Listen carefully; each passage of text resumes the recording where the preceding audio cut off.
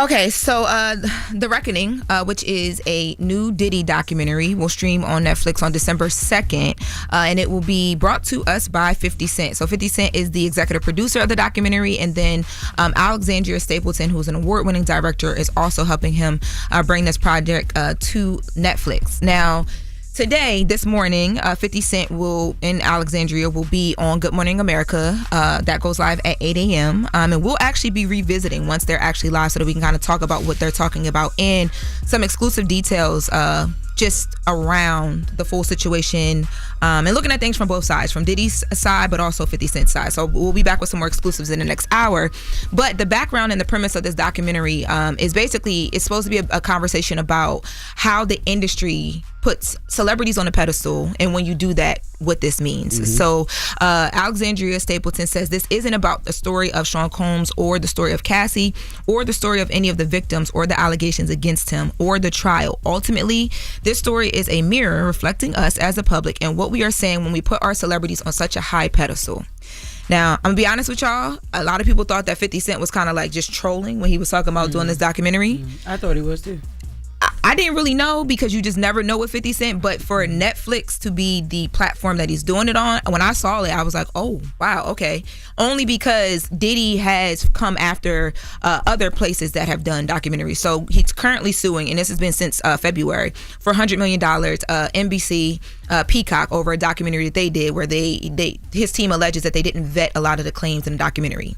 I think it's smart that 50 Cent waited until everything happened to do the documentary, but it is just a dicey situation to be in. Didn't TMZ do one too? TMZ did a couple documentaries on TV. A lot of what normally when you do these documentaries, the attorneys want you to reach out and vet claims and allegations and get both sides. Diddy's attorneys are claiming that, like with the NBC Peacock situation, they said to them, hey, these things aren't true, and they still added certain things in the documentary that then certain lawsuits were dropped about and like whatever, so they went forward with their lawsuit. So yeah, there's a way that you can do it where you can protect yourself legally, but we'll see. They're supposed to have never before seen video. That's what I'm interested in. Yeah. I heard him say that in the clip he posted last night from Robin Roberts. I'm wondering what does never before seen video look like? They actually begin rolling it out, and we'll have that in the next hour. One of the videos is actually, you guys remember Diddy was here in New York in that hotel waiting to turn himself in, but they ended up going and just getting him and locking him up. Mm-hmm. There's video from that time where he's actually going back and forth with his attorneys about this situation.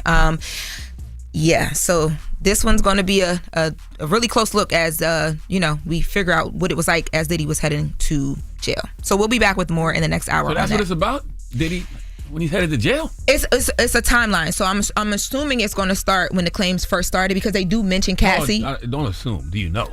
I'm telling you what the Netflix okay. rundown says. So according to the Netflix rundown, it's going to encompass everything, but they don't want it just to be about Cassie or just to be about victims or just to be about Diddy. So It seems like it's going to be the timeline of everything we've talked about up here, things we've never seen, interviews they say with people that are close or were close in Diddy's orbit. But the bigger conversation is, how did we get here? But we'll be back with more, and I'll have some exclusive details. I wonder, that's going to be interesting, because 50 Cent is a rapper, right? And 50 Cent is a rapper who's, I guess, you consider him a gangster rapper, right? And him and Eminem and Dr. Dre. How do you hold a mirror up to hip hop without holding the mirror up to yourself as well? There's a lot of people that have been asking that question. I want to see it. I want to see how they did this. Based off what you just read us, I want to see. Yes, it would be pretty interesting. I want to see what it's about, like what the documentary is about. Is it just the rise of a hip hop person, or if it's based off of the sexual assault? Seems like it's going to touch on a little bit of everything. We're going to see tomorrow. That was bad. Yeah. No, not tomorrow. We'll see next hour. You heard that. It goes live today. We'll see next hour.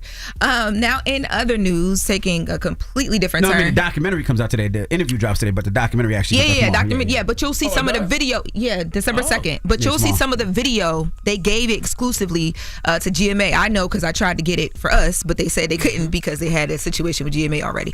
But yeah, so we'll see and talk about some stuff in the next hour. Now, in other news, Kandi, Burruss, and Todd Tucker. So I know you guys reported on their divorce and, all the things after 11 years. Now, how you say we reported when you wrote? She wrote the stuff script, for me. She wrote the script for me. She wanted you to deliver the I made sure you stayed up to date. But over the weekend, holiday weekend, Kandi had posted a photo of like their Thanksgiving dinner, and Todd wasn't in the photo. I wasn't surprised to not see him in the photo because she said that it's been tough, it's been a lot, it's been a long time coming.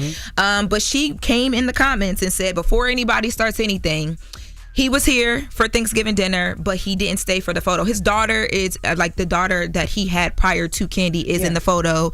Their children are in the photo or whatever, but people made it a thing. Now, I spoke to somebody who would know, who tells me that they're handling this the best way that they can. He was always invited to Thanksgiving dinner, was never not going to be invited.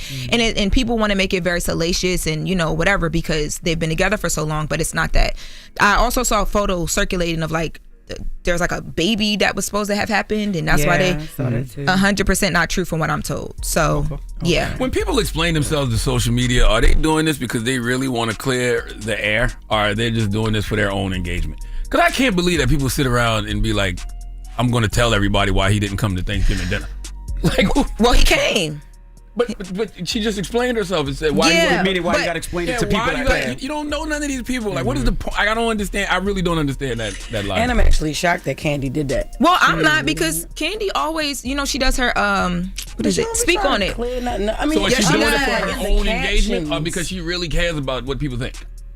Maybe it's a little bit of both, but I know in her speak on it, she always addresses what's going on with her. Even on her Amazon Live, like she was like, "I'll talk about this when I'm ready," but she gave us enough. Like, like she's a person that kind of interacts with her people. But just to see the picture that she had posted from Thanksgiving, and then put in the caption for all y'all who won't think that he, you know, I was shocked to see her. So she's doing it for engagement. Yeah, because soon as I saw the picture, I was looking for Todd. I was like, all right, well, first Thanksgiving without him. But I do get why Todd, you know, reached out to you or whoever you reached out to. I didn't speak to Todd. Oh, the sources, and said that he didn't cheat and he doesn't have a baby on the way, because I would want to clear that one up immediately. I think everybody's trying to figure out what happened.